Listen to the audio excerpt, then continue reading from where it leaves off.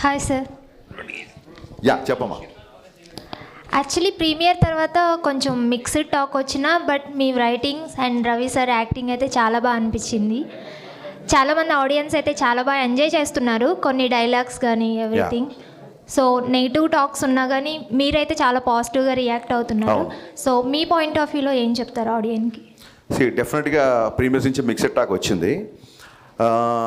అదేంటంటే with all the due respect, ఇప్పుడు అమ్మాయి అడిగిన క్వశ్చన్కి కానీ సుధీర్ వర్మ కానీ లేకపోతే రమేష్ వర్మ అలాగే కార్తీక్ ఘట్టంనేని వీళ్ళందరూ నాకు ఫ్రెండ్స్.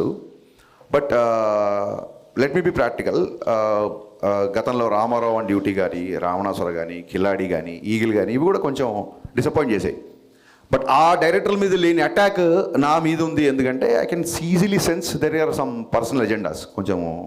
కొంతమంది, అంతమంది అని చెప్పను, కొంతమంది. అట్ ది సేమ్ టైమ్ ఎందుకు డైలాగులు మీకు గుర్తున్నాయంటే, ఈ ఎవరైతే అటాక్ చేసి ఎవరైతే నెగిటివ్ స్ప్రెడ్ చేస్తున్నారో they are conveniently criticising. There is a difference between constructive criticism and convenient criticism.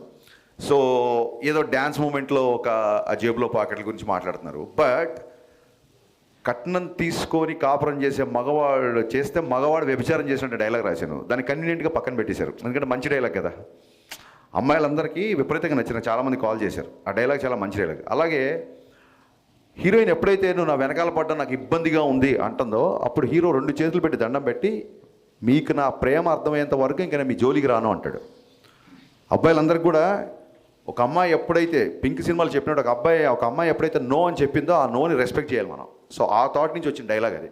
So దీని గురించి కూడా ఎవరు మాట్లాడరు, ఎవరైతే నెగిటివ్ స్ప్రెడ్ చేద్దాం అనుకున్నారు. సో ఎన్నో మంచి డైలాగులు, ఎన్నో మంచి విషయాలు సినిమాలో ఉన్నప్పుడు దాన్ని కన్వీనియంట్గా పక్కన పెట్టి, కన్స్ట్రక్టివ్ని పక్కన పెట్టి కన్వీనియంట్ క్రిటిసిజం చేసిన వాళ్ళ గురించి మనం పెద్దగా పట్టించుకోవాల్సిన అవసరం లేదు నా ఫీలింగ్.